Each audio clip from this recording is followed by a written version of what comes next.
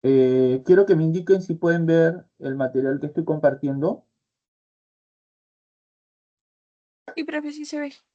Listo. Entonces, como pueden visualizar, el título del tema que vamos a tratar a continuación es la filosofía en Latinoamérica y en el Perú, ¿ya? Empezamos entonces. La filosofía latinoamericana ha reflexionado sobre diversos problemas, pero hay dos que han sido objeto de un interés especial eh, por parte de los pensadores latinoamericanos, ¿no? Estos problemas se expresan a través de dos preguntas.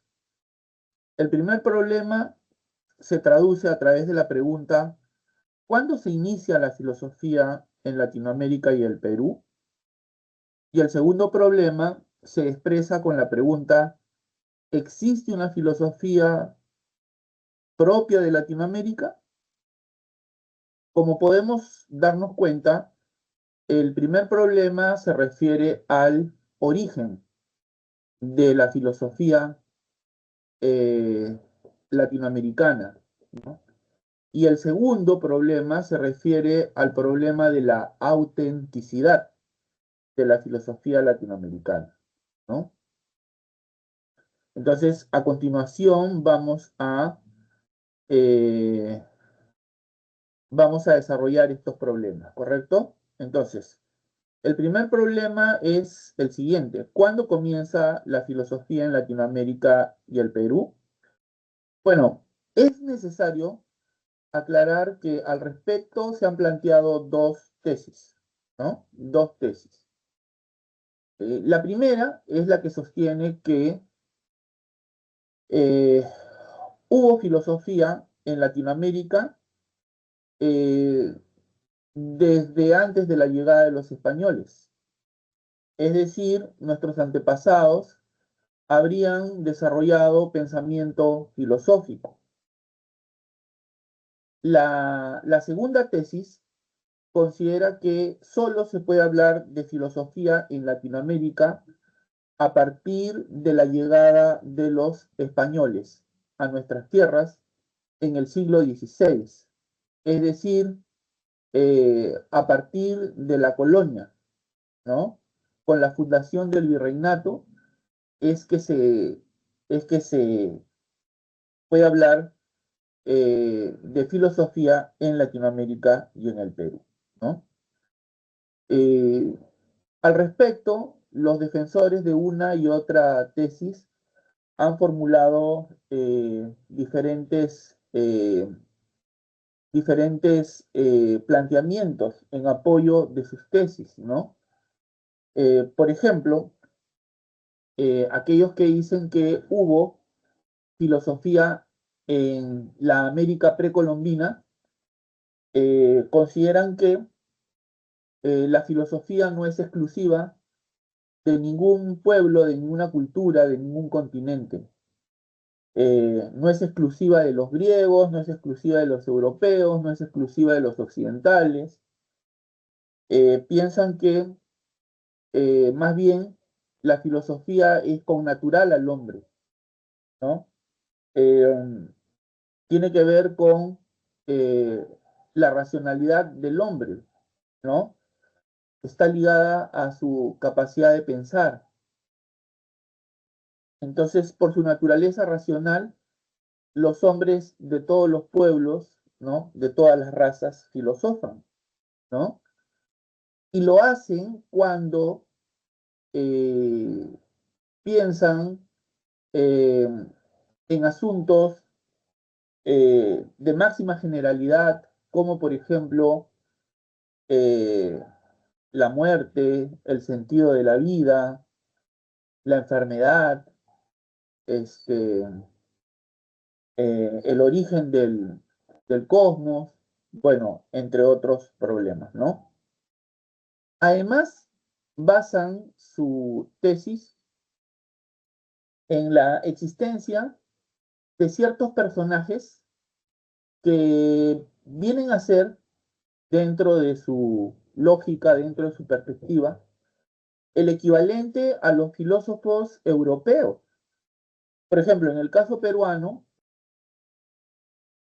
en la existencia de ciertos personajes que vienen a ser, dentro de su lógica, dentro de su perspectiva, el equivalente a los filósofos europeos. Por ejemplo, en el caso peruano, los amautas, ¿no? Los amautas que, como sabemos, fueron hombres poseedores de un gran saber, formadores de otros hombres, ¿no? Serían el equivalente de los filósofos griegos, ¿no?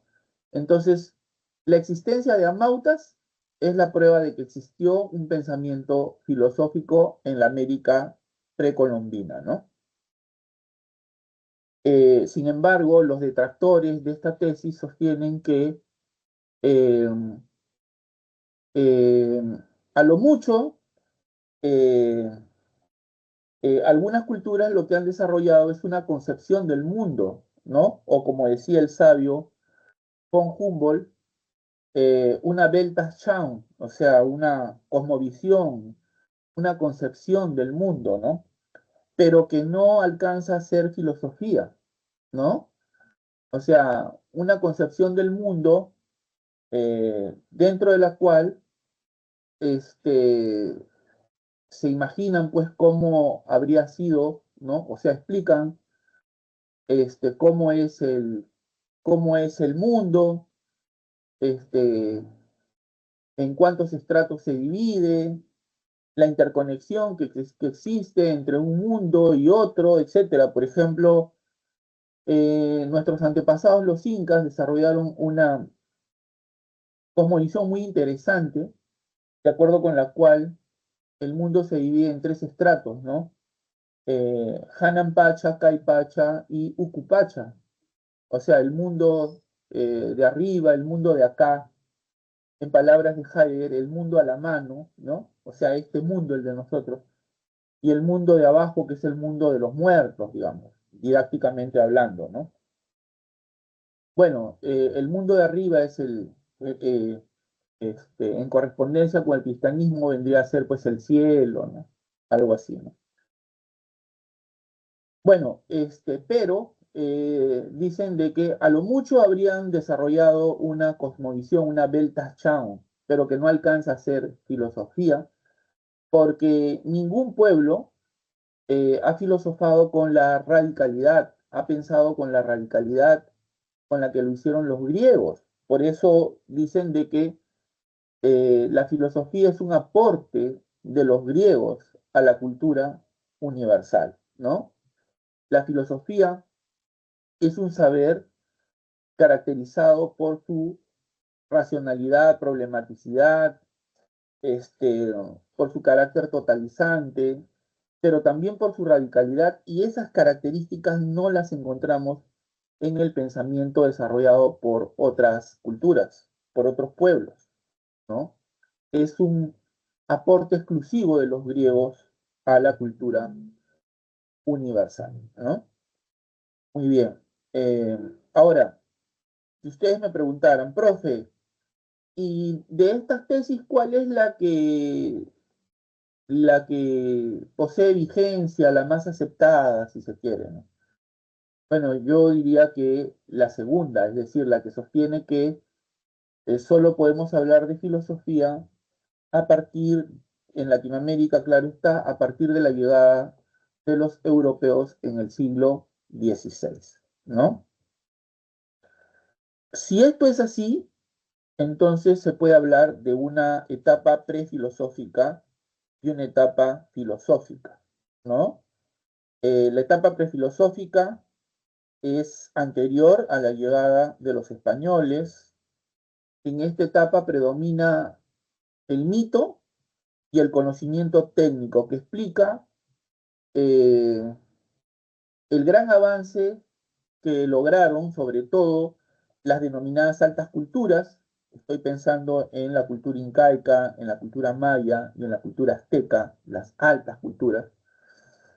Entonces, eso explica el gran avance que alcanzaron las altas culturas, tales como la incaica, la maya, la azteca, en aspectos específicos como la arquitectura, la medicina, la cerámica, la orfebrería, bueno, la metalurgia, bueno, etcétera, etcétera, ¿no? Explica la construcción de grandes templos, fortalezas, que tuvieron diverso carácter, en algunos casos con carácter militar, en otros casos con carácter religioso, bueno, etcétera, etcétera, ¿no? Esos grandes adelantos en medicina, en arquitectura, en cerámica, en escultura, en metalurgia, etcétera, etcétera, no alcanzan para afirmar que desarrollaron un pensamiento filosófico. Desarrollaron conocimiento técnico, sí, pero no desarrollaron pensamiento filosófico, ¿no? Por otro lado, emplearon el mito para explicar una serie de fenómenos, una serie de asuntos, ¿no? Como por ejemplo el origen del mundo, el origen de su cultura, este, eh, para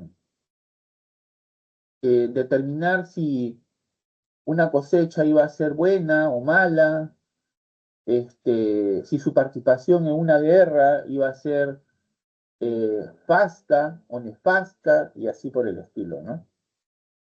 Entonces para eso utilizaron el mito, ¿no? Por ejemplo, eh, nuestros antepasados los incas utilizaron los mitos para explicar sus orígenes, ¿no? Por ejemplo, la leyenda del lago Titicaca, que narra la historia de una pareja que sale de una pacarina, ¿no? Es decir, de una fuente, como es el lago Titicaca, para fundar un gran imperio, ¿no? Bueno, y así entre otros mitos, ¿no? Entonces, en esta etapa predomina el mito y el conocimiento técnico, ¿no? Eh, repito, pero no desarrollaron conocimiento filosófico, ¿no? Luego tenemos la etapa filosófica, que surge con la llegada de los europeos a América en el siglo XVI, ¿no? La filosofía en el Perú y América Latina comienza con eh, la fundación de la colonia, ¿no? A mediados del siglo XVI, así como también con la fundación de las universidades, instituciones que se encargarían de la difusión del pensamiento filosófico, ¿no? En las universidades es que se enseña y se promueve el pensamiento filosófico, ¿no? Desde las universidades es que se difunde, se promueve el conocimiento filosófico, ¿correcto? Muy bien, ahora, eh, esta etapa, la etapa filosófica, eh, consta de varios periodos, ¿no? Profe, ¿cuál es el primero de ellos? Bueno, el primer periodo es el periodo escolástico, ¿no? Que se inicia eh, en el año 1550 aproximadamente y se extiende hasta mediados del siglo XVIII.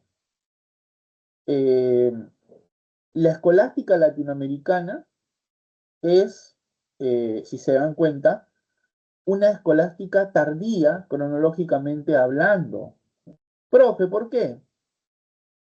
Porque la escolástica que se desarrolló en Europa y que tuvo una duración de varios siglos, eh, tuvo su apogeo en los siglos XIII y XIV, ¿no? XIII y XIV. Y la figura central de la escolástica europea es el Aquinate, o sea, Tomás de Aquino, el doctor Angelicus, ¿no? Como también se le conoce a este gran filósofo cristiano, ¿no? Sin embargo, en Latinoamérica, lo estamos viendo en el documento que estoy presentando, la escolástica recién empieza a desarrollarse a partir de la segunda mitad del siglo XVI, ¿no? Y se extiende hasta mediados del siglo XVIII. Eso quiere decir que es una escolástica tardía, cronológicamente hablando, ¿no? Es una escolástica tardía, ¿no? Esa es la razón por la que algunos estudiosos, ¿no?, de este periodo lo denominan escolástica tardía, precisamente, ¿no? Escolástica tardía o segunda escolástica, ¿no? Dando a notar que se trata de una prolongación en el tiempo de la escolástica europea, ¿no? Como si fuera una prolongación de la escolástica que se desarrolló en el continente europeo, ¿correcto? Muy bien, ahora, durante este periodo se fundó la Universidad Nacional Mayor de San Marcos, ¿no? Esto ocurrió el 12 de mayo de 1551, ¿no? Esta universidad, conocida como la Decana de América y del Perú, o del Perú y de América, por ser la primera que se fundó en este continente, se convirtió rápidamente en el principal centro de difusión de la filosofía y la cultura, ¿no? Desde la Universidad Nacional Mayor de San Marcos es que eh, se, se promovió eh, el pensamiento filosófico, ¿no? Ahora bien, la filosofía dominante en los inicios de la colonia fue la escolástica. La actividad intelectual giraba en torno a la comprensión de los dogmas cristianos, ¿no? De las doctrinas de Tomás de Aquino y de las ideas filosóficas y políticas de Aristóteles, ¿no? Entonces, la actividad intelectual de los filósofos de aquel entonces giraba en torno a los dogmas cristianos, a las doctrinas de Tomás de Aquino y a las ideas filosóficas y políticas de Aristóteles, ¿no? Esos fueron los temas sobre los cuales se reflexionaba en Latinoamérica durante este periodo llamado escolástico, ¿no? En el pensamiento escolástico eh, se colocan en primer lugar la revelación y la autoridad. La revelación y la autoridad a la razón y a la ciencia, ¿no? Recordemos que la escolástica es una etapa o un periodo, si se quiere, eh, caracterizado porque la razón se subordina a la fe. No en vano se decía que la filosofía era una sierva de la teología, era una sierva de la religión, ¿no? O en latín, filosofía ancilla theologiae, o sea, la filosofía es una sierva de la teología, está al servicio de la teología, ¿no? Recordemos que Tomás de Aquino utiliza su filosofía para demostrar racionalmente la existencia de Dios, ¿no? A través de las cinque viae, o sea, de las cinco vías eh, que todos conocemos, ¿no? La vía del movimiento, la vía de la causalidad, bueno, etcétera, etcétera, ¿no? Bueno, entonces en este periodo, la razón, ¿no? Es decir, la filosofía, se subordina a la religión, se subordina a la teología, ¿no? Es por eso que la actividad intelectual de los filósofos de este periodo giraba en torno a la comprensión de los dogmas cristianos, de las doctrinas de Tomás de Aquino y de las ideas filosóficas y políticas de Aristóteles, porque para los filósofos medievales, Aristóteles era el filósofo por antonomasia. Aristóteles era el filósofo de los filósofos, ¿no? Es más, se le llamaba el filósofo. Y cuando en un ambiente académico, en un ambiente culto, alguien se refería al filósofo, todos los participantes en este evento académico de cultura entendían que la alusión era a Aristóteles, ¿no? Ahí está la cosa, ¿no? Muy bien, entonces en el pensamiento escolástico se sobreponen, o sea, por encima de todo está la revelación, o sea, lo que la Biblia dice. La Biblia es el libro de las revelaciones. Y la Biblia contiene, desde la perspectiva cristiana, la palabra de Dios, la verdad revelada. eh, Además es un libro perfecto por haber sido escrito por Dios o por inspiración divina, ¿no es cierto? Y prima el criterio de autoridad, ¿no es cierto? La autoridad está por encima de todo, ¿no? Por ejemplo, la autoridad de la Biblia, por ser un libro sagrado, ¿no es cierto? Nadie puede dudar de la Biblia. Eso es blasfemo, constituye una blasfemia, ¿no? Constituye una herejía, ¿no es cierto? Nadie puede dudar de la Biblia, porque la Biblia no se equivoca, es un libro perfecto. ¿Por qué es perfecto? Porque fue escrito por Dios o por inspiración divina, ¿no? Dios no se equivoca. Entonces, la Biblia no se equivoca tampoco. Muy bien. Eh, pero por otro lado, en el pensamiento filosófico la autoridad proviene de Aristóteles o del pensamiento de Aristóteles.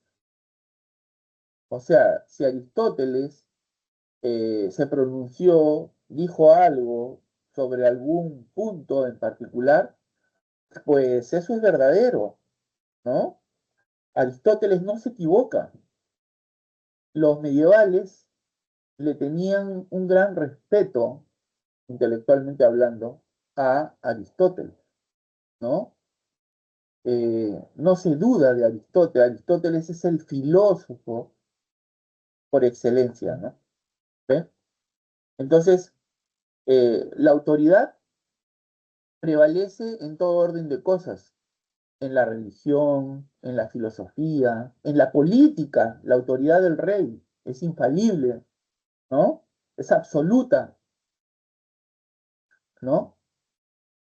El monarca es quien hace las leyes, quien ejecuta las leyes, quien administra la justicia, o sea, el que hace todo, ¿ve? Muy bien. Ahora, durante este periodo es que se produjo la famosa disputa de Valladolid en la que se problematizó acerca de la humanidad del indio, ¿no? Bueno, si ustedes me preguntaran, profe, ¿cuál es el problema central o cuáles son los problemas centrales sobre los cuales reflexionaron los filósofos durante el periodo escolástico? Yo diría que son dos problemas. El problema sobre la humanidad del indio y el problema de la guerra justa. Esos son los dos problemas fundamentales que caracterizan la reflexión de los filósofos durante el periodo escolástico. ¿Correcto? Muy bien. El primer problema, es decir, el problema sobre la humanidad del indio, se expresa con la pregunta, ¿no? ¿Los aborígenes son seres humanos? ¿Los aborígenes son seres humanos o no lo son? Bueno, hay quienes negaban la humanidad del indio, ¿no? Eh, por ejemplo, Juan Ginés de Sepúlveda, un intelectual muy famoso, ¿no? En esta época, famoso por eh, haber traducido algunas de las obras de Aristóteles del griego al latín. Era un intelectual de influencia aristotélica, ¿no? Eh, Al influjo del pensamiento de Aristóteles, sostiene que el aborigen, el autóctono, eh, no es un ser humano, no es un ser humano, ¿no? ¿Por qué? Porque no ha desarrollado la razón. Recordemos que Aristóteles define al hombre como un animal irracional, ¿no? Eh, es decir, define al hombre recurriendo a los criterios de género próximo y diferencia específica, ¿no? ¿Qué es el hombre? Ah, su género próximo es animal y la diferencia específica es racional, ¿no? Animal racional. Bueno, pero el indio no tiene razón, carece de razón, ¿no? ¿Y cómo sabemos eso? Bueno, porque la razón, o la existencia de la razón se expresa a través de sus creaciones, ¿no? Por ejemplo, los pueblos que han desarrollado la razón han construido grandes ciudades, ¿cierto? Han aportado muchos inventos, grandes ideas filosóficas, económicas, sociológicas, históricas, etcétera, etcétera. Pero los aborígenes no han desarrollado la razón porque carecen de ciudades, o al menos no han desarrollado ciudades similares a las de los europeos, ¿no? Además son idólatras, ¿no? Adoran al sol, a la luna y a otros astros, ¿no? Celestes, ¿no? Entonces, son idólatras. Muy bien, entonces, por eso pensaban que los aborígenes no son humanos, ¿no? Eh, Decían que eran como animales, ¿no? Porque Aristóteles decía que por naturaleza hay hombres que nacen para dominar y hay otros que nacen para ser dominados, ¿no? Y ese era el destino de los aborígenes. Ese era su destino, ¿no? Ser dominados, ¿no? Muy bien. El otro problema es el referente a la guerra justa, ¿no? Pero para terminar, quizá una última precisión. Bartolomé de las Casas reconocía de algún modo la inferioridad del indio, ¿no? Este, es un ser inferior, pero no por ello deja de ser un ser humano, decía, ¿no? En cambio, Ginés de Sepúlveda estaba convencido que el aborigen, que el autóctono, que el indio, no era un ser humano, ¿no? ¿Cierto? Y por lo mismo estaba justificada su dominación, ¿no? Ahora, el otro problema, es decir, el problema referente a la guerra justa, se expresa con la pregunta, ¿en qué caso es justo? ¿En qué caso se justifica la violencia en contra de los naturales, de los autóctonos, de los aborígenes?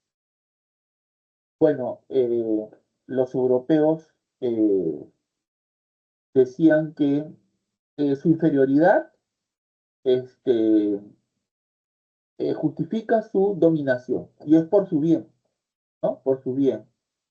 Además, porque ellos tenían un pensamiento teleológico, ¿no? Teleológico de telos, que quiere decir fin, ¿no? O sea, ahí está la influencia de Aristóteles, ¿no? Todo tiene un fin, ¿no? Todo ocurre con un fin, ¿no es cierto? La finalidad de la medicina es curar, la finalidad del cuchillo es cortar, la finalidad del caballo de carrera es correr, y así por el estilo, ¿no? Entonces decían, la finalidad del pueblo español es expandir la cultura occidental y como parte de ella, el evangelio por todo el mundo, ¿no? Decían que esa era la finalidad que Dios le había dado al pueblo español, expandir, extender el evangelio, ¿no? Y consideraban como injuria grave el negarse a recibir el evangelio, ¿no? Entonces, si eso ocurría, estaba justificado el uso de la violencia, ¿no? ¿Cierto? Finalmente es por el bien de estos pueblos, ¿no? Es por el bien, ¿no? Para que conozcan el evangelio. Si es necesario hacerlo mediante la violencia, pues hay que hacerlo, ¿no? Muy bien, entonces eso en cuanto al periodo escolástico, ¿no? Ahora vamos con el periodo ilustrado. El periodo ilustrado se inicia en la segunda mitad del siglo XVIII y se extiende hasta el primer tercio del siglo XIX. Antes de hablar acerca de la ilustración americana, es necesario recordar qué cosa fue la ilustración europea. Bueno, recordemos que la ilustración fue un movimiento intelectual, un movimiento cultural que se desarrolló en Europa durante el siglo XVIII, conocido también como el siglo de las luces, ¿no? Siglo de las luces porque durante el siglo XVIII se produjeron grandes inventos, grandes avances, ¿no? El hombre encontró la solución o la cura a algunas enfermedades. El hombre solucionó algunos problemas que por siglos, ¿no? habían perjudicado de alguna manera a la humanidad, ¿no? Por ejemplo, se desterraron las crisis alimentarias, ¿no? Las crisis de alimentos, ¿no? Eh, el- claro, la introducción de nuevos métodos en el trabajo, nuevos métodos para organizar el trabajo, nuevos equipos, etcétera, etcétera, trajeron este avance tan importante, ¿no? Muy bien, entonces les decía, la ilustración es un movimiento de renovación cultural o intelectual que se desarrolló en Europa en el siglo XVIII, llamado también el siglo de las luces, ¿no? Eh, Durante la Ilustración en Europa se crearon muchos inventos, se desarrollaron nuevos métodos de organización del trabajo, bueno, etcétera, etcétera, ¿no? No hay que olvidar que la Ilustración este, promovió el estallido de la Revolución Francesa, ¿no? La revolución burguesa más importante, ¿no? Hasta ahora. Eh, entonces, la Ilustración hizo posible la Revolución Francesa, pero también propició procesos emancipatorios en distintos lugares del mundo, ¿no? Por ejemplo, promovió la emancipación de las 13 colonias americanas, ¿no? y las emancipaciones de los países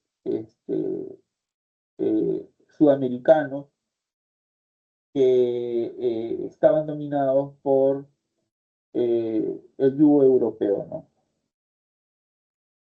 Muy bien, ahora, durante el periodo ilustrado se produjo el conflicto de ideas entre el empirismo y la doctrina escolástica reinante, ¿no? Se produjo el conflicto de ideas entre el empirismo y la doctrina escolástica reinante, ¿no? Claro, el empirismo, ¿no es cierto?, exigía la comprobación empírica de los hechos, ¿no? El escolástico sigue pensando en Dios, cómo demostrar racionalmente la existencia de Dios, habla sobre la inmortalidad del alma y otros problemas que nos remiten a entidades inobservables, empíricamente hablando, ¿no? Entonces, frente a este predominio de la escolástica, se le oponen las ideas empiristas, que sostienen que todo conocimiento proviene de la experiencia sensible, ¿no? Entonces, solo se puede hablar, pues, sobre entidades observables, medibles. Solo puedo estar seguro, ¿cierto?, de estos objetos, de la existencia de estos objetos, más allá no. Miren, ahora, durante la Ilustración latinoamericana, eh, la oposición a la escolástica cobró un gran impulso con la expulsión de los jesuitas en 1767. Bueno, los jesuitas fueron expulsados eh, del continente americano porque eh, sus enseñanzas ponían en peligro el poder del monarca, del rey, ¿no? Ya que le enseñaron al indio a no obedecer a un monarca que es tirano y abusivo, ¿no? O sea, ningún hombre tiene la obligación de obedecer a un monarca cuando este es un tirano, un abusivo, ¿no? Bueno, y por otras ideas que transmitían a los aborígenes, ¿no? A los autóctonos, ¿no? Entonces, el rey mismo se dio cuenta de que la presencia de los jesuitas en esta parte del mundo, de alguna manera, ponía en peligro su poder, ¿no? Así que decidió expulsarlos del continente americano, ¿no? Ahora, el Convictorio de San Carlos, fundado en 1770, llenará el vacío dejado en la educación por la expulsión de los jesuitas. Durante este periodo comienza la preocupación por la emancipación política, cuyo resultado será el proceso emancipatorio, ¿no?, que tuvo lugar durante el siglo XIX, ¿no? Siglo durante el cual muchos países latinoamericanos se independizaron, ¿no?, de los españoles o de los portugueses, ¿no? El Perú lo hizo en 1821, emancipación que fue refrendada con las victorias de Junín y Ayacucho en 1824, ¿no? Bueno, el desarrollo del saber científico en Europa incentivó la preocupación y el interés por la ciencia en algunos integrantes de la sociedad amantes del país, cuyo máximo representante fue Hipólito Cano, ¿no? Además, el Mercurio peruano fue el máximo órgano de difusión de las ideas enciclopedistas e ilustradas de la época. Los representantes más importantes de la Ilustración son Pedro Peralta Ibarnuevo, José Baquijano y Carrillo, Juan Pablo Vizcardi Guzmán, Toribio Rodríguez de Mendoza, José Faustino Sánchez Carrión, Hipólito Unanue y Benito Díaz en México, ¿no? Muy bien. De esta manera pasamos al romanticismo.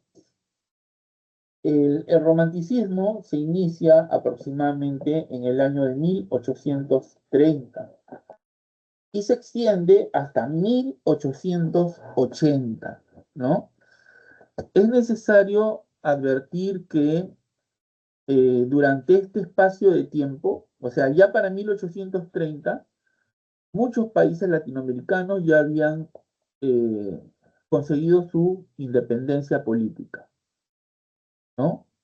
En estos países se reflexionaba sobre la forma de gobierno más conveniente para sí, monarquía, república, ¿no? Esas eran las alternativas eh, propuestas, ¿no? Ahora bien, los temas políticos o la reflexión de los temas políticos cobra una gran importancia, se deja de lado la reflexión en los temas de carácter especulativo, ¿no? En el ámbito político, el romanticismo se manifestó mediante el enfrentamiento entre liberales o republicanos y conservadores o monárquicos sobre el destino de América, ¿no? Claro, o sea, los liberales eran partidarios de un gobierno republicano, ¿no? Y los conservadores estaban a favor de la monarquía, ¿no? Entonces, en muchos países se produjeron enfrentamientos entre pensadores liberales y conservadores, ¿no? En el terreno filosófico hubo un predominio de los temas políticos sobre los temas especulativos. A los pensadores de esta época les preocupó el destino de América y luego de la independización, ¿no? De ahí que se buscase su emancipación no solo política, sino cultural. Por eso algunos han sostenido que se debía de producir también una emancipación mental, una emancipación mental, ¿correcto? Muy bien. ¿Cuáles fueron los centros de difusión de las ideas liberales, así como también de las ideas conservadoras? El Convictorio de San Carlos fue el centro de difusión de la propaganda conservadora, o sea, de los pensadores que estaban a favor de la monarquía, ¿no? Como por ejemplo Bartolomé Herrera, quien emprendió la tarea de formar una generación que propiciase gobiernos autoritarios y limitase los derechos populares en favor de unos pocos que tenían un mayor nivel educativo, a lo que denominó soberanía de la inteligencia, ¿no? Entonces, el Convictorio de San Carlos fue ese centro desde el cual se difundieron las ideas conservadoras, ¿no? O sea, la monarquía, ¿no? Pero del lado liberal hubo figuras destacadas como Benito Lazo, quien fue un abogado, periodista y político de larga actuación, quien atacó frontalmente a los conservadores y defendió la soberanía popular, es decir, la idea de que todos los ciudadanos puedan participar en la vida política, ¿no? No solo un grupo selecto de hombres, no solo los más cultos, sino todos los hombres, ¿no? Asimismo, defendió la libertad de pensamiento, ¿no? Figuras liberales destacadas fueron también los hermanos José y Pedro Gálvez, el español Sebastián Lorente, quienes estuvieron asociados al Colegio Nuestra Señora de Guadalupe, que fue la punta de lanza del pensamiento liberal de la época, ¿no? En síntesis, jóvenes, el Convictorio de San Carlos fue el centro de difusión del pensamiento conservador en el Perú, mientras que el Colegio Nuestra Señora de Guadalupe fue el centro desde el cual se difundieron las ideas eh, liberales o, si se quiere, republicanas. ¿Correcto? Entre los representantes de los del pensamiento conservador se encuentra Bartolomé Herrera, ¿no? Bartolomé Herrera es la gran figura del pensamiento conservador, mientras que por el lado del pensamiento liberal tenemos a algunas grandes figuras como Benito Lazo, Francisco de Paula González Vigil, ¿no? En Perú, obviamente, Andrés Bello en Venezuela. Andrés Bello fue maestro de Simón Bolívar, y Juan Bautista Alberdi, ¿no? Eh, quien luego se convertiría en presidente de Argentina, ¿no? ¿No? Juan Bautista Alberdi. Bueno, muy bien. Ahora, también tenemos otro periodo que es el positivismo, que comienza aproximadamente hacia el año 1880 y se extiende hasta los inicios del siglo XX, ¿no? El positivismo eh, es una corriente filosófica que surgió en Europa. Su fundador es el filósofo francés Auguste Comte, ¿no? Auguste Comte o Augusto Conte, como también se le puede llamar, ¿no? Bueno, el positivismo, como recordaremos, surgió en Europa eh, alrededor de 1870, por ahí, ¿no? En el contexto de la industrialización, ¿no? En el contexto de la ilustración, eh, y surgió afirmando la superioridad de la ciencia. Para los positivistas, solo la ciencia genera el progreso de los pueblos, ¿no? La metafísica, la religión son generadoras de atraso, son generadoras de pobreza, eh, promueven la oscuridad, la confusión de ideas. Muy bien, ahora, el positivismo llegó al Perú alrededor de 1880, quizá un poco antes, ¿no? El positivismo de Comte primero y luego el de Spencer se difunden ampliamente después de 1870, ¿no? Acá el Perú llegó alrededor de 1880, cuando el Perú estaba viviendo la guerra con Chile, ¿no? La misma que estalló en 1879 y concluyó con el Tratado de Ancón de 1884, ¿no? Ahora, durante este periodo los pensadores tuvieron como aspiración la emancipación mental del hombre frente a la teología. De allí que se rechazara la metafísica y se defendiera la idea de progreso, ¿no? El hombre tiene que emanciparse mentalmente de la religión, tiene que emanciparse de la teología, porque estas solo generan oscuridad, confusión, atraso, ¿no? Ignorancia, ¿no? Eh, hay que promover la ciencia, ¿no? Hay una frase eh, que caracteriza el pensamiento positivista, ¿no? Y es la siguiente: basta de metafísica, paso a los hechos, ¿no?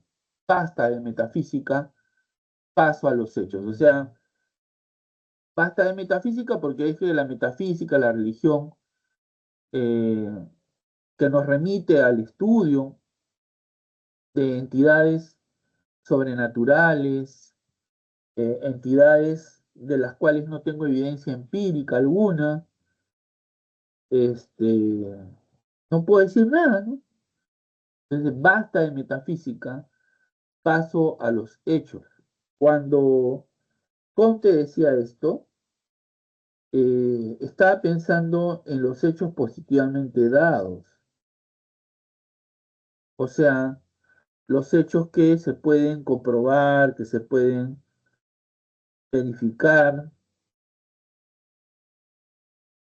mediante la experiencia sensible, ¿no? Muy bien. Entonces, eso pensaban los positivistas, ¿no? Había que emancipar al hombre mentalmente, ¿no? Frente a la teología.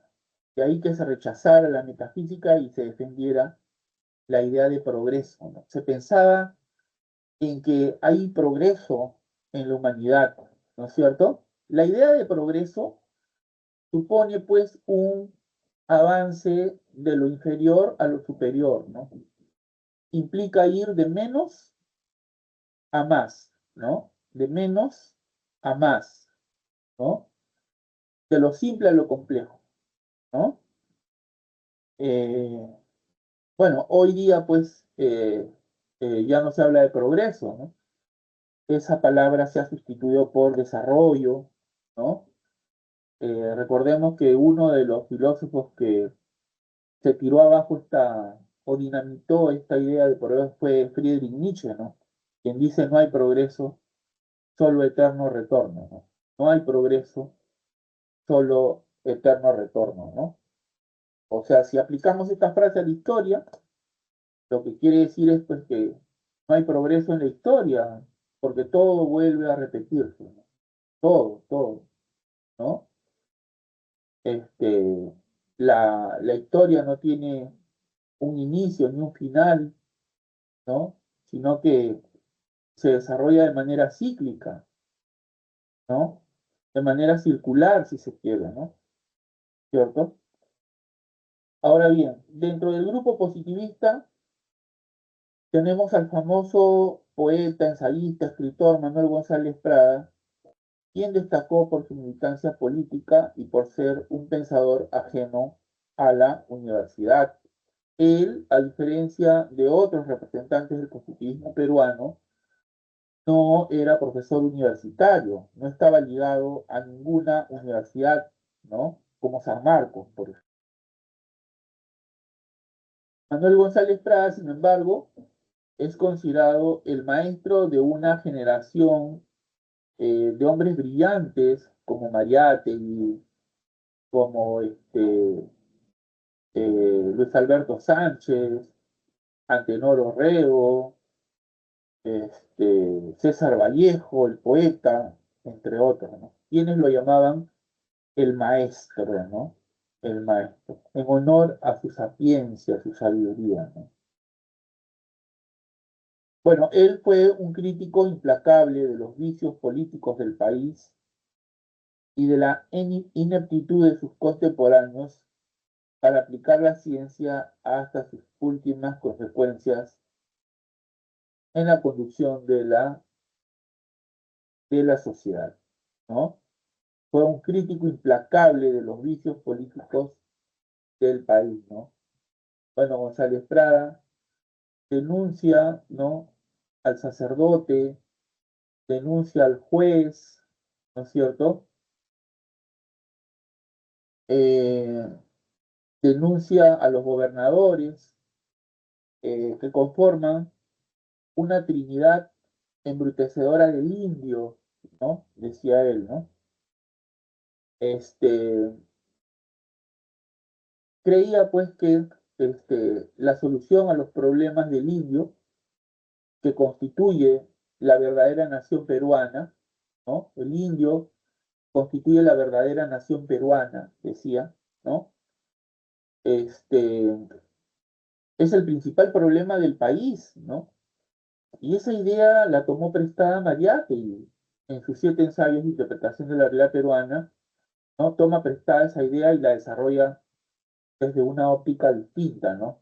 Desde, teniendo como base al materialismo histórico, al marxismo, ¿no? Pero González Prada ya había señalado que el problema del indio es en el Perú el problema más importante, ¿no? Y decía que este, al que diga, la escuela, debe respondérsele la escuela y el pan, porque el problema del indio, más que un problema pedagógico, es un problema económico y social, decía González Prada, ¿no?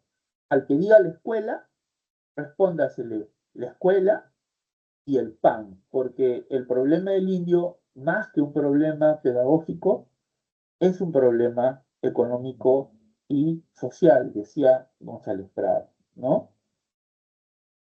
Muy bien. Entonces, él fue un crítico implacable de los vicios políticos del país, ¿no? Decía que los sacerdotes, ¿no? Representantes de la religión, los jueces, ¿no es cierto? Representantes de un sistema de justicia podrido, ¿no es cierto?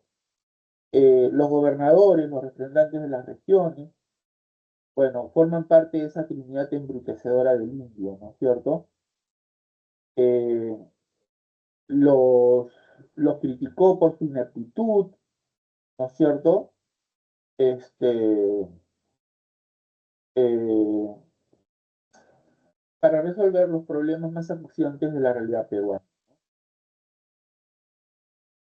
O de no aplicar la ciencia hasta sus últimas consecuencias en la conducción de la sociedad. Y es que González Prada, desde la óptica del positivismo, estaba convencido que solo desde la ciencia es que se puede lograr el progreso, ¿no? El progreso.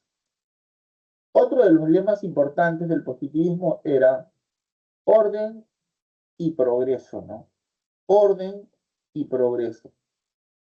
El mismo orden que hay en la ciencia, ¿no es cierto? Que hay en la ciencia por definición es un conjunto ordenado, coherente, sistemático de conocimiento. Bueno, ese orden que advertimos en la ciencia hay que aplicarlo a todos los campos, ¿no? Eh, solo puede haber progreso si primero ponemos orden en lo que hacemos, ¿no? Y el Perú, pues, era un país este, sumamente caótico, ¿no? Sumamente caótico, improvisado, ¿no? Eh, en términos políticos, el Perú estaba dividido por las ambiciones del mesianismo característico de los caudillos, que eran militares, que habían luchado en las guerras de independencia y que se creían los salvadores del país, ¿no? Se creían los mesías, los salvadores del país, ¿no?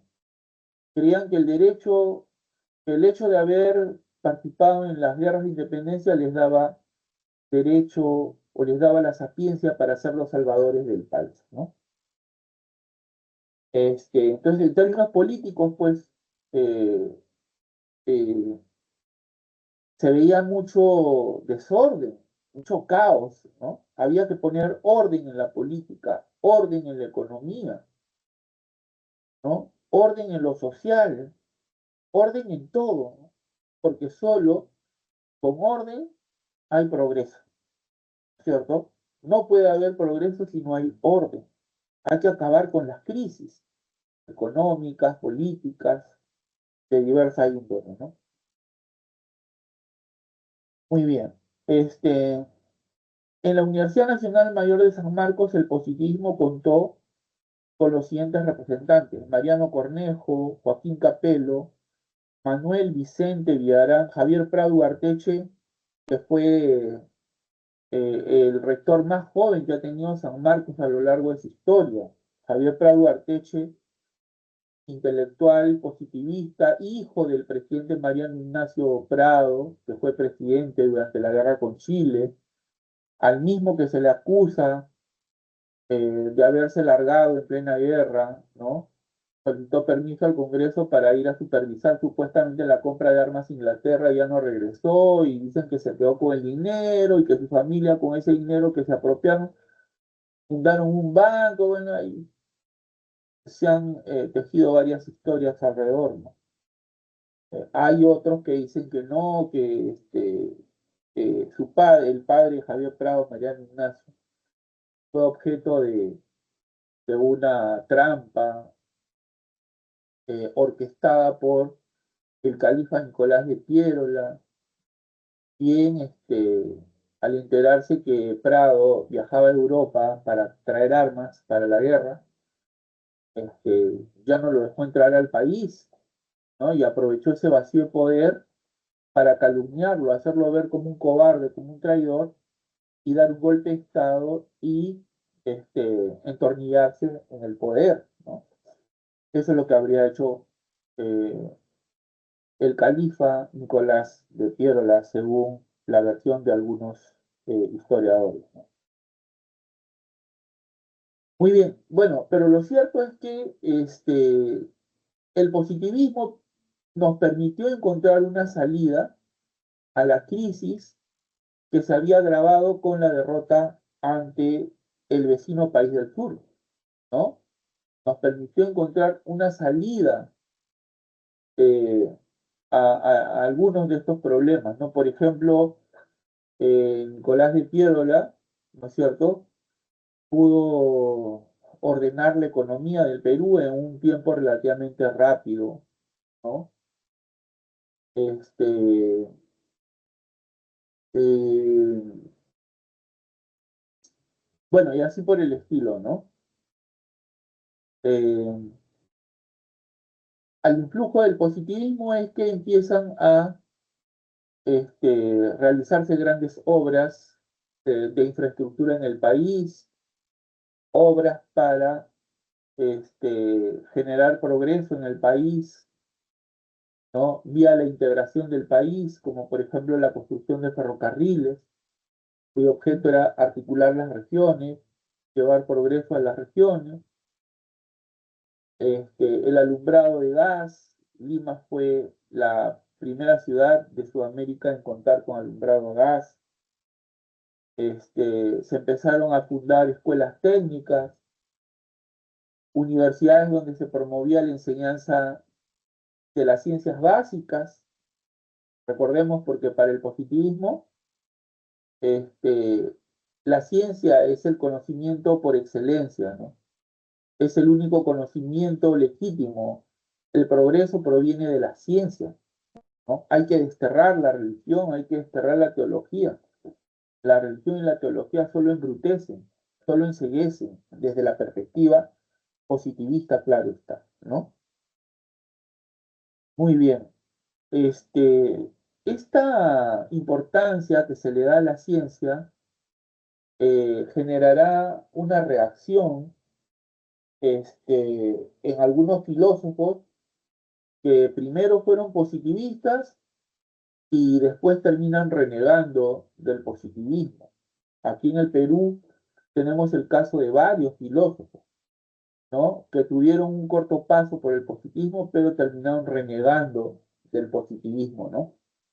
Rechazaron el reduccionismo cientificista propio del positivismo, o sea, reducirlo todo a lo científico, la centralidad que se le da a la ciencia, ¿no? La deificación de la ciencia, es el hecho de convertir a la ciencia en un dios, ¿no? ¿No es cierto?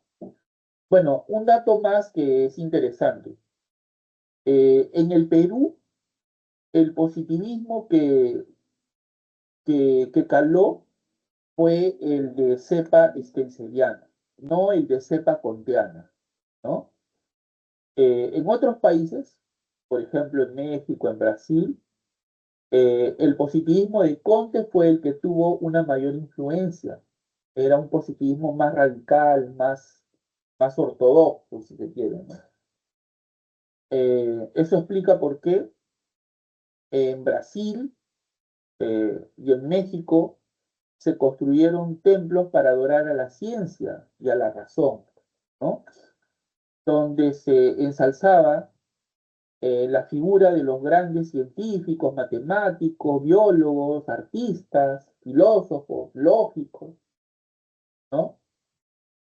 A donde la gente acudía a ensalzar la figura de estos hombres en lugar de entrar a la iglesia a rezarle a X, Y, Z santos, ¿no? Y es que de,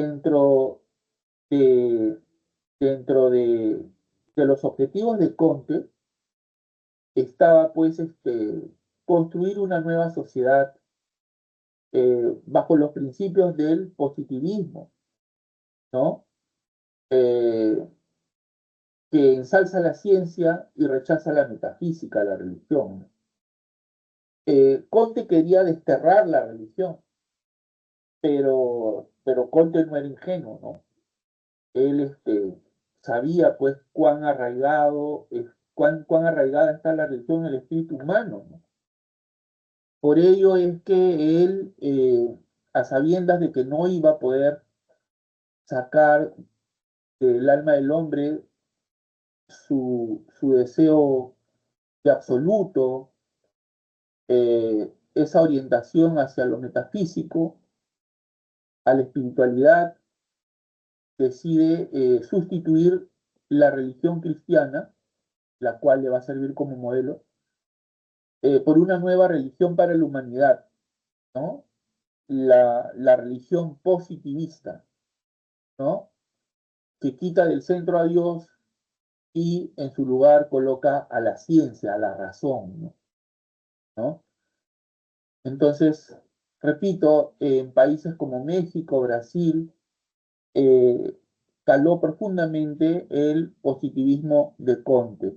En cambio, en el Perú y otros países, el positivismo de Comte no tuvo tanto eco, pero sí una versión positivista más libre, si se quiere, más light, como es el positivismo en una versión spenceriana, ¿no? Eso explica por qué la gran figura del positivismo peruano, que es Manuel González Prada, eh, fuera positivista en lo científico, pero en lo político él era anarquista, ¿no? Él era anarquista. Ahora, ¿cómo era eso posible? Porque, vuelvo a repetir, en el Perú el positivismo que caló no fue el kantiano, sino el spenceriano, ¿no? Que era un positivismo más light, más libre, ¿no? Eh, claro, eso sería inadmisible, pues, ¿no? De acuerdo con el positivismo de Comte, que en lo político termina, digamos, defendiendo las ideas liberales, gobiernos liberales, ¿no? Eh, y más bien rechaza los gobiernos de izquierda, los gobiernos este, socialistas, por ejemplo, ¿no? Sin embargo, en el Perú, vuelvo a repetir por tercera vez, eh, González Prada fue positivista, pero al mismo tiempo era anarquista, ¿no? Muy bien, este, pasamos ahora al espiritualismo, ¿no? El espiritualismo comienza a inicios del siglo XX. Durante estos años, Latinoamérica recibe la influencia del espiritualismo europeo, encabezado por el filósofo francés Henri Bergson, quien ensalza la conciencia o espíritu, ¿no? Eh, Se pone énfasis en el espíritu y la libertad como su expresión, o sea, como la expresión del espíritu más importante, ¿no? y se rechaza el reduccionismo cientificista del positivismo, ¿no? Henri Bergson es un filósofo francés que desarrolló una filosofía de carácter espiritualista, vitalista, ¿no? Eh, cuyo, cuyo concepto central es el de Elam, ¿no? Elam vital. El Elam vital es algo así como una fuerza, ¿no? Una fuerza de carácter espiritual, ¿no? Eh, que lleva la vida siempre hacia adelante, superando cualquier obstáculo, cualquier dificultad, ¿no? El Elam vital, ¿no? Eh, y que explica, por ejemplo, el surgimiento de la vida, ¿no? El camino que recorre la vida, ¿no? Eh, en distintos planos, ¿no? O en distintos reinos, como el vegetal, de ahí pasa al animal y así por el estilo, ¿no? Ahora, la influencia de Bergson no se redujo al ámbito universitario, sino alcanzó el arte, la literatura, la política y la educación, ¿no? Los representantes de este movimiento defendieron el espíritu y polemizaron con el positivismo, ¿no? El énfasis en la espiritualidad caracterizó también las doctrinas pedagógicas de Alejandro Deusto. Alejandro Deusto es un filósofo que introdujo el estudio de la filosofía de Bergson en las aulas de San Marcos. O sea, si Bergson y su filosofía fueron conocidas en el Perú, ¿no? En primer lugar, en San Marcos, es gracias a Alejandro Deusto. Alejandro Deusto fue quien introdujo el estudio de la filosofía de Bergson en las aulas de San Marcos, ¿no?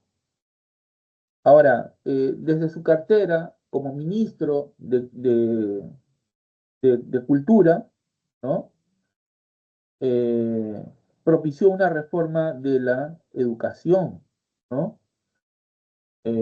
Perdón, él fue ministro de Educación, discúlpenme, no de Cultura, sino ministro de Educación, y desde su cartera impulsó una reforma que tenía como finalidad fundamental eh, volverle a darle a las humanidades el lugar que había perdido durante la época positivista, donde se elaboró un currículum, ¿no? En las universidades que privilegiaba el estudio de la ciencia, promovía la ciencia, la técnica, ¿no? Pero que había dejado de lado el estudio de las humanidades. Ahora es al revés, ¿no? Dentro de este nuevo plan de estudios, las humanidades empezaban a tener o recobraban la importancia que habían tenido, ¿no? Pero en definitiva, el fin más ambicioso fue formar una élite dirigente para conducir los destinos del país con sólidas bases morales, ¿no? O sea, un grupo selecto de hombres, ¿no? Hombres muy capaces, ¿no es cierto? Hombres muy capaces eh, que conducirían los destinos del país, ¿no es cierto? Precisamente, si se dan cuenta, estas ideas de alguna manera tienen eco en, en, en el Perú, en este régimen que tiene una duración de más o menos 20 años y que Basadre denominó la República Aristocrática, ¿no? La República Aristocrática puede ser entendida como un periodo de nuestra historia en el que el Perú fue gobernado por presidentes que provenían del Partido Civil, ¿no? Del Partido Civilista, y que eran gente muy preparada, muy exitosa, ¿no? Eran grandes profesionales, ¿no? Este, empresarios exitosos, ¿no? Dueños de grandes haciendas, bueno, etcétera, etcétera, ¿no? provenían de familias que se habían enriquecido durante la época del guano, ¿no? Entonces, este, estas ideas de Alejandro Deutschmann, estas ideas espiritualistas, ¿no? De que había que formar una élite, o sea, de gente bien formada, para que conduzca los destinos del país, tuvo eco en la República Aristocrática, ¿no? Eh, que es un periodo de tiempo, repito, en el que los presidentes que gobernaron el país hasta 1919, en el que comienza el oncenio de Leguía, el Perú fue gobernado por hombres que eran grandes profesionales, ¿no? Empresarios exitosos, bueno, etcétera, etcétera. Y todos ellos provenían de las filas del Partido Civilista, ¿no? Bueno, ahora, entre los principales representantes del espiritualismo peruano se encuentran Francisco García Calderón, Víctor Andrés Belaúnde, ¿no? Que antes había sido positivista, ¿no? Víctor Andrés Belaúnde tuvo un corto periodo positivista, pero terminó renegando el positivismo y abrazó el espiritualismo, ¿no?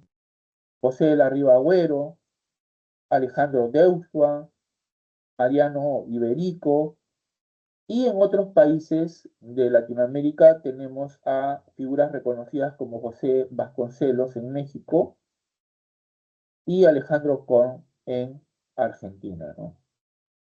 Entonces, repito, el espiritualismo surgió como una reacción en contra del positivismo y su reduccionismo cientificista. El espiritualismo eh, ensalza el espíritu, ensalza la conciencia, ensalza la libertad como expresiones del espíritu, ¿no? ¿No es cierto? Eh, Pone énfasis en lo espiritual, ¿no? Que es lo más importante, ¿no? ¿No es cierto? Busca en la educación darle un nuevo empuje, ¿no es cierto?, a las humanidades, ¿no? Que habían perdido la importancia que tenían, ¿no? Debido a esta edificación de la ciencia, ¿no? Eh, que caracterizó a la época positivista en el Perú, ¿no? Muy bien, y así llegamos a la filosofía social que surge en el siglo XX. En este periodo surgen los movimientos sociales de las primeras décadas del siglo XX en el Perú, representados por el APRA con Víctor Raúl de la Torre y por el movimiento socialista de José Carlos Mariátegui. En otras palabras, ¿no? En la década del 20, ¿no? O sea, 1920, surgen los primeros partidos de masas, ¿no? Llamados así debido a que eran partidos que congregaban a multitudes, ¿no? Tenían una multitud de seguidores, ¿no? El APRA, fundado por Víctor Raúl Aya de la Torre en México en 1924, estando exiliado, el dictador Leguía lo había echado del país, y a su regreso en 1930 fundó el Partido Aprista Peruano, ¿no? Y el Partido Socialista del Perú, fundado por Mariátegui en 1927, ¿no? Ya cuando Mariátegui había regresado de Europa, ¿no? Mariátegui viajó a Europa, este, un poco, bueno, Leguía dijo que le iba a ayudar para que viaje a Italia, pero en el fondo lo que quería era deshacerse de él, ¿no? Y de su influencia, y lo mandó a Italia, donde pudo conocer eh, la realidad del comunismo en Europa, ¿no? Ahí eh, culminó, según él, su etapa de piedra y empieza pues su etapa marxista, ¿No es cierto? Ahí se convierte en el pensador, el intelectual marxista que todos conocemos, ¿no? Asimismo, en la segunda mitad del siglo XX se desarrolló el problema de la liberación desde dos ámbitos, una filosófica y otra teológica, ¿no? La perspectiva filosófica está representada por Augusto Salazar Bondy, quien considera filosóficamente la liberación como superación de la situación de dominación y dependencia, ¿no? Que trae consigo una filosofía inauténtica, ¿no? O sea, ¿por qué el Perú ha producido una filosofía inauténtica, imitativa, alienada? Bueno, porque el Perú es un país dependiente, es un país dominado, es un país subdesarrollado, y va a seguir produciendo una filosofía y en general una cultura eh, inauténtica, imitativa, hasta que no deje de ser un país subdesarrollado, dependiente, un país subdesarrollado. La otra perspectiva es la perspectiva teleológica representada por el sacerdote recientemente fallecido Gustavo Gutiérrez, que es uno de los padres de la teología de la liberación, en la que prima una concepción cristiana que busca relacionar la Biblia sobre la liberación, ¿no? Con la mirada económica, política y social contemporánea para explicar la relación entre la salvación y el proceso histórico de la liberación del hombre, ¿no? Eh, las fuentes que influyen en el pensamiento del padre Gustavo Gutiérrez son la doctrina social de la Iglesia, el magisterio eclesiástico, el pensamiento marxista europeo, que es un pensamiento marxista heterodoxo, en la versión, por ejemplo, de Gramsci, por ejemplo, ¿no? Eh, Ahora, ¿cuáles son las encíclicas que han influido especialmente en esta perspectiva? Quadragésimo Anno, Mater et Magistra, bueno, entre otras encíclicas, ¿no? Donde se habla sobre el problema laboral, entre otros temas importantes, ¿no? Muy bien. Actualmente la filosofía de la liberación está siendo ampliamente difundida por un gran filósofo argentino, ¿no? Este, Como es Enrique Dussel, ¿no? Enrique Dussel es uno de los filósofos liberacionistas que sigue promoviendo, ¿no? Una filosofía de la liberación, ¿no? Bueno, y luego tenemos la filosofía actual, en la que se produce la influencia de la filosofía en diversos campos como la ciencia, la política, la cultura, la educación, ¿no? Los representantes de esta filosofía, de la filosofía actual, son Augusto Salazar Bondy, Francisco Miro Quesada Cantuarias en el Perú, Enrique Dussel en Argentina, entre otros grandes representantes, ¿no? Bueno, Miro Quesada eh, fue dos veces presidente de la Asociación Internacional de Sociedades de Filosofía del Mundo, que es un mérito enorme. Ha hecho contribuciones a la lógica, ¿no?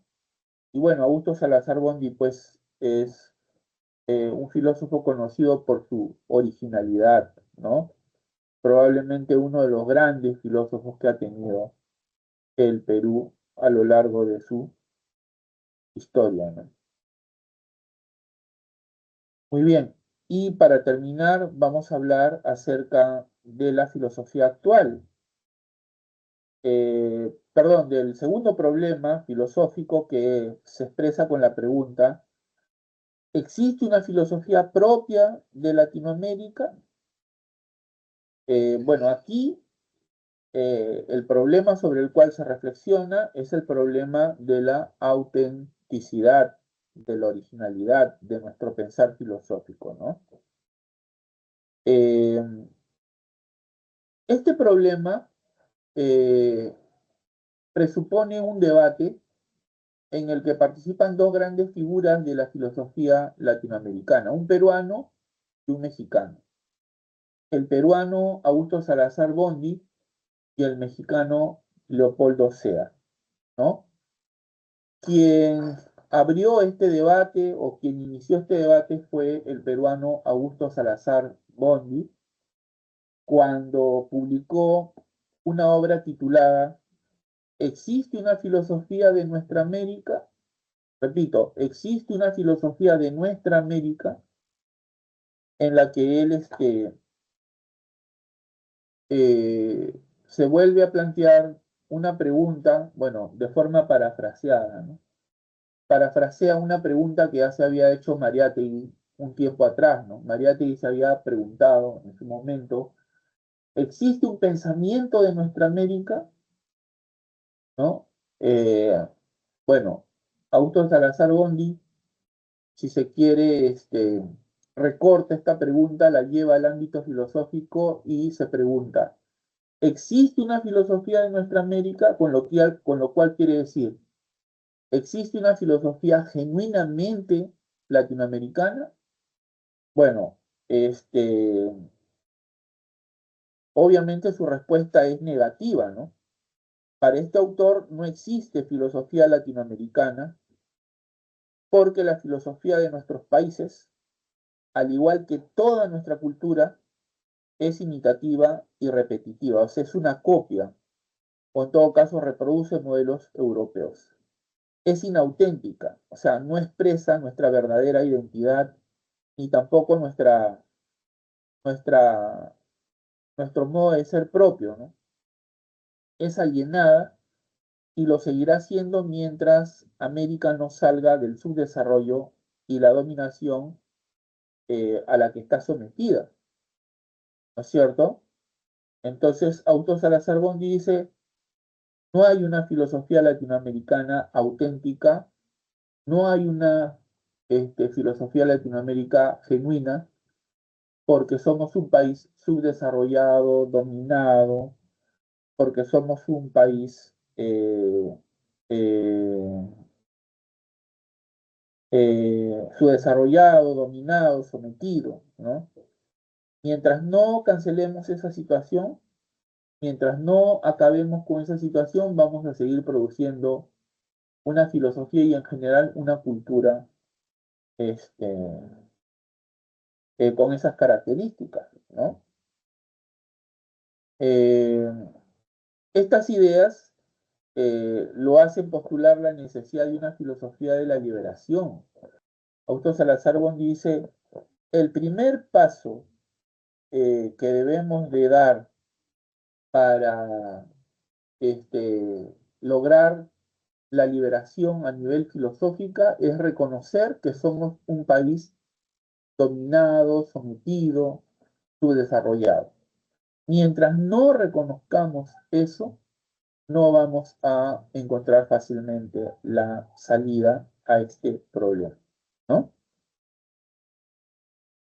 La filosofía en Latinoamérica, piensa Salazar, tiene el desafío de ganar en autenticidad, indagando sobre los caminos de la liberación y de cómo emanciparnos de ese yugo de la dominación, ¿no?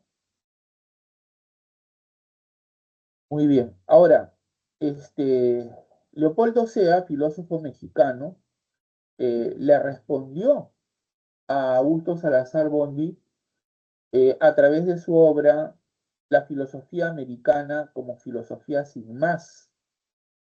La filosofía americana como filosofía sin más, ¿no? En la que él dice que la filosofía no es exclusiva de los europeos, no es exclusiva de los griegos, no es exclusiva de los occidentales.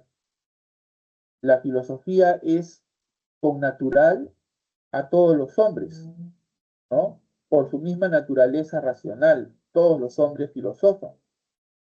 Por eso le parece impropio hablar de una filosofía japonesa como una filosofía americana, como una filosofía africana, ¿no? Por eso su libro se llama La filosofía americana como filosofía sin más. O sea, la filosofía no necesita ningún adjetivo, ¿no? Sin más nombre que es el nombre propio que es filosofía, no necesita más, ¿no? ¿Por qué? Porque la filosofía, repito, es connatural, es un patrimonio de todos, no es exclusivo de los griegos ni de los europeos, ¿no?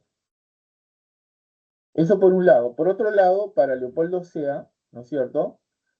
La filosofía latinoamericana no ha sido imitación de la europea, sino que ha adaptado las ideas a su propia realidad. Por tanto, es auténtica al ser una reflexión sobre la propia circunstancia. Claro, es que Leopoldo Sea dice, una filosofía no es auténtica, no es original, porque reflexiona pues sobre temas exóticos, ininteligibles, para la mayoría, ¿no? Eso no es. La autenticidad de la filosofía estriba en reflexionar sobre problemas surgidos de nuestra propia realidad, ¿no? ¿De qué nos sirve pensar en ciertos problemas pues que son ajenos a nuestra realidad? Bueno, nos puede servir como un ejercicio académico, intelectual, pero nada más, ¿no? Este, en cambio, la filosofía, ¿no? Encuentra su fertilidad, ¿no? Cuando sirve pues para alumbrar, para encontrar soluciones a algunos problemas que surgen de nuestra propia circunstancia, de nuestra propia realidad. Y en este sentido, él dice que la filosofía latinoamericana ya es auténtica desde por lo menos la época de la emancipación, porque la emancipación supuso una reflexión sobre ese problema, ¿no? Muchos intelectuales reflexionaron filosóficamente para tratar de encontrar una salida a este problema. Entonces, desde ese punto de vista, desde el punto de vista de que se reflexiona sobre problemas surgidos de nuestra propia realidad, de nuestra propia condición, de nuestra propia situación, es que podemos hablar de una filosofía genuinamente latinoamericana, ¿no? Se trata de una filosofía genuina, ¿no? Muy bien, jóvenes, ¿qué les ha parecido? ¿Hasta ahí todo claro? Excelente, profe, todo claro. Muchísimas gracias, muy amable. Eh, Edilson es tu nombre, ¿no? Correcto, profe, Edilson. Muy bien. Bueno, no sé si alguno de los presentes tiene alguna duda, alguna inquietud, necesita que haga alguna aclaración sobre alguno de los puntos que se ha estudiado hasta este momento. No, profesor, todo está claro. Correcto, gracias, Ivana. Bueno, me encantaría que ustedes me den su apreciación, o de repente alguna preguntita por ahí sobre algún punto, de repente quieren que amplíe algún punto en particular, no sé. Profe, disculpe, con respecto a Aristóteles, dijo que el hombre nace para ser dominado y para dominar, ¿verdad? Y en la actualidad, Ah, ¿cómo se ve eso? o sea, Aristóteles decía de que hay hombres que nacen para mandar, o sea, para gobernar, para dominar, y hay otros que nacen para ser dominados, ¿no? Obviamente, la superioridad de unos reside en su razón, ¿no? De la misma forma, ¿no? Los pueblos que han desarrollado la razón, ¿no es cierto? Eh, Dominan a los que no han desarrollado la razón. ¿Y cómo se ve esto? Bueno, a través de sus obras, ¿no? Por ejemplo, imagínate, Europa ha construido grandes ciudades, ¿no? Palacios, fortalezas, templos, ¿no? los inventos, ¿no es cierto?, que han hecho, sus grandes ideas, ¿no es cierto?, en la literatura, en el arte, ¿no? O sea, es la expresión de su superioridad, pues, ¿no es cierto? Por ejemplo, los europeos decían, bueno, los autóctonos, los aborígenes no tienen ciudades, ¿no? Claro, o sea, no a la manera como ellos las habían hecho, ¿no? No conocen la rueda, ¿no es cierto? Este, son idólatras, o sea, adoran al sol, a la luna, a las estrellas, se casan entre hermanos, andan semidesnudos, entonces ya son salvajes, pues, ¿no? Entonces merecen ser dominados, ¿no? Tienen que ser tutelados, ¿no? O sea, a eso se refiere, ¿no? En otras culturas también ha habido pensadores que han defendido el clasismo, ¿no? O sea, la diferencia de clases, ¿no? Por ejemplo, en China, Confucio decía que hay hombres superiores que son como el viento y hay hombres inferiores que son como la hierba, pero cuando el viento sopla, la hierba tiene que inclinarse, decía, ¿no? O sea, para dar cuenta, pues, ¿no?, de la superioridad de unos hombres sobre otros, ¿no? Decía que esta superioridad es natural, ¿no? Nos viene dada por naturaleza y no hay vuelta que darle, pues, ¿no? Hay hombres que han nacido para dominar y hay otros que han nacido para obedecer y punto, pues no hay que darle muchas vueltas al asunto, ¿no? Bueno, Aristóteles también tenía un pensamiento similar, ¿no? Justificaba la dominación, ¿no es cierto? ¿Cuál es el criterio? La razón, pues, ¿no? ¿Cierto? ¿Quién ha desarrollado la razón? ¿No? Obviamente, dentro de esta lógica, los españoles emplearon el pensamiento de Aristóteles para justificar sus planes de dominación, de conquista, ¿no? Utilizaron este pensamiento para justificar incluso, pues, ¿no?, los abusos que cometieron en contra, ¿no?, de los naturales, de los aborígenes, ¿no? ¿No es cierto? Muy bien. ¿Alguna otra pregunta? Vamos, jóvenes, anímense. Está interesante la conversación. Me encanta cuando la gente... ¿En qué pregunta? A ver, estoy leyendo lo que me acaba de preguntar Rocío Belén. Dice, profe, en el solucionario decía que la clave era la D. ¿Por qué no sería la E? Semana 3. Bueno, si me permiten, voy a salirme un poquito del tema para responderle a Rocío. A ver, la pregunta es sobre lo siguiente. Martín, estudiante de secundaria, obtiene un 3 en su examen de matemáticas tras haber estudiado toda la semana. Su rostro se enciende, aprieta el papel entre los dedos y sin meditarlo se levanta frente al profesor gritando, esto es injusto. Rompe el examen, se niega a sentarse y luego convoca una protesta frente a la dirección exigiendo la revisión de las pruebas y los criterios de evaluación. Su ira se traduce en arengas, pancartas y un plantón. Según la división platónica del alma podemos inferir que, ya, a ver, en el solucionario decía que la clave era la D, pero ¿por qué no puede ser la E? Porque, bueno, esto está simple, pues, porque Martín claramente se ve, está dominado por su alma irascible. Irascible viene de ira, ¿no? ¿No es cierto? Irascible. Bueno, Platón habla sobre tres tipos de alma, ¿no? Eh, el alma, el alma apetitiva, o de lo concupiscible que sitúa a la altura del vientre, el alma irascible, ¿no?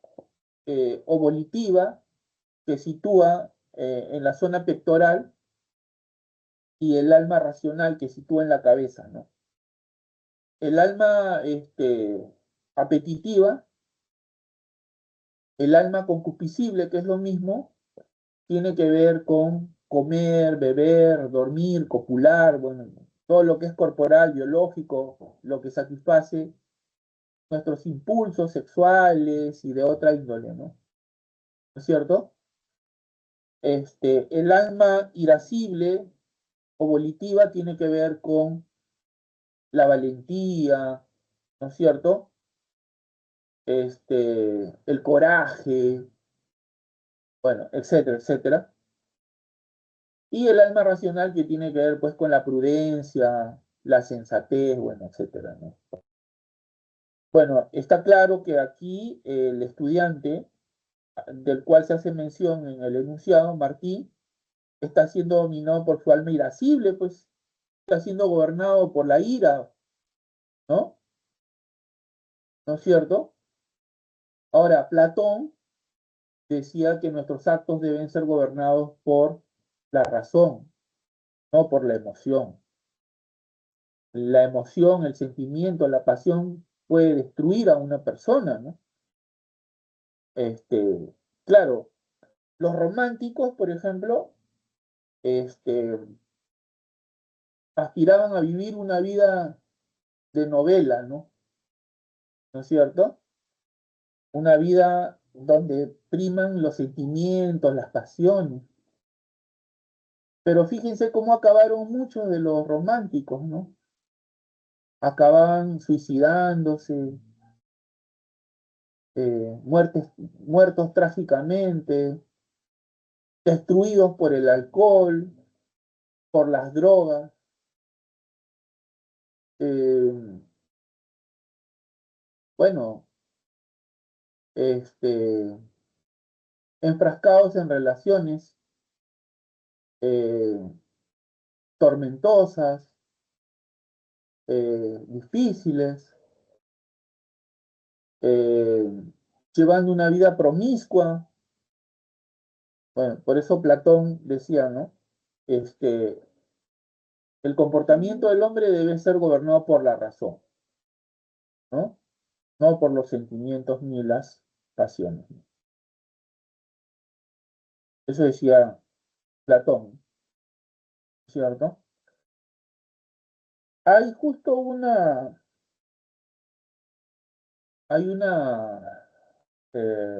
¿cómo se dice? Una alegoría, la alegoría del carro, del carro alado, ¿no? Donde el cochero Auriga, tiene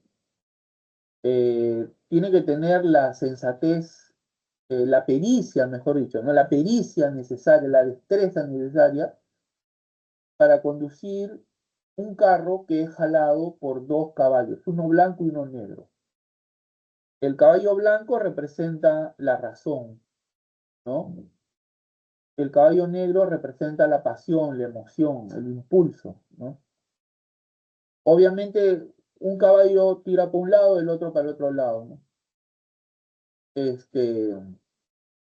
Que simboliza pues la lucha entre nuestros deseos y nuestra conciencia, nuestra razón, ¿no?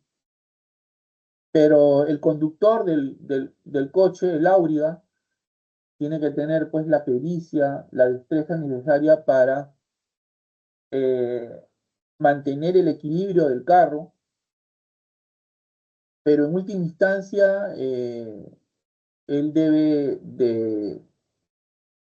de lograr que sea la razón, o sea, el caballo blanco, quien prime en este viaje, ¿no? ¿No es cierto? Igual es en la vida, ¿no? En la vida debemos de pensar bien las decisiones, las elecciones que realizamos. A veces nos cuesta mucho tomar decisiones que no han sido bien pensadas, el costo que tenemos que pagar, las consecuencias que se siguen de haber tomado decisiones que no han sido bien pensadas, que fueron tomadas en un momento de emoción, ¿no? Bueno, es un precio bastante alto a veces, ¿no? Y ahí pues la necesidad de pensar bien en lo que hacemos, ¿no? Muy bien, bueno, no sé, Rocío, si está respondida la pregunta, ¿te satisfizo mi respuesta o no? A ver, escríbeme, por favor.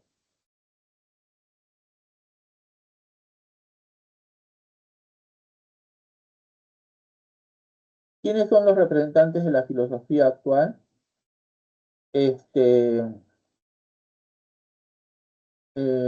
Los representantes de la filosofía actual son Augusto Salazar Bondy, ¿no? Francisco Miro Quesada Cantuarias, bueno, entre otros, ¿no? Esos son los representantes de la filosofía. En Argentina, Enrique Dussel, bueno, son algunos representantes de la filosofía. Pero en el Perú, sin lugar a dudas, tenemos pues a Augusto Salazar Bondy, a Francisco Miro Quesada Cantuarias, al doctor Antonio Peña Cabrera, recientemente fallecido hace unas semanas atrás, ¿no? Yo tuve el honor de ser su alumno, era un tipo una persona muy reflexiva, muy ilustrada, ¿no? Muy erudito, ¿no? Muy profundo. En Argentina tenemos al célebre filósofo Mario Bunge, por ejemplo, ¿no? Mario Bunge, que es un filósofo, yo diría de primera línea, ¿no? Que no tiene que envidiarle nada a los filósofos europeos, ¿no? ¿No es cierto? Muy bien, jóvenes. ¿Alguna otra pregunta? Lo que sí les pido, por favor, es que el chat sea utilizado para hacer preguntas y no para hacer bromas, por favor. Hay que tomar las cosas con seriedad, ¿sí? Que sea estrictamente para hacer preguntas, ¿no? Que contribuyan a aclarar lo que se ha estudiado, por favor. Bueno, no sé si hay alguna pregunta más. Ya, entonces les voy a dar las claves. A ver, déjenme compartir un ratito mi pantalla, ¿ya?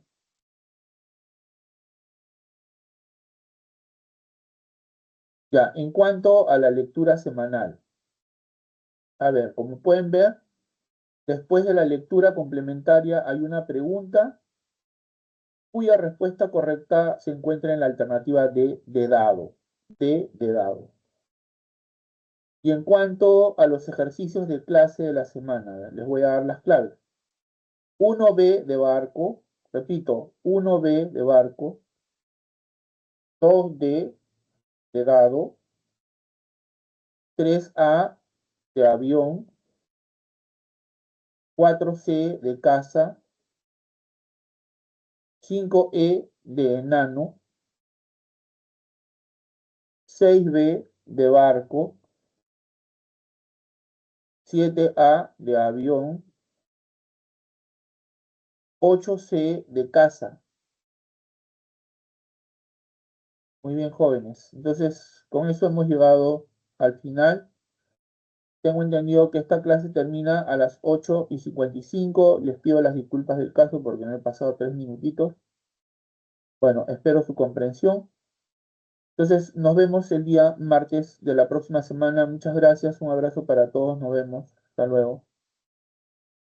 Hasta luego, Chao. profesor. Muchísimas gracias. Chao, Ivana. Nos vemos. Cuídate mucho.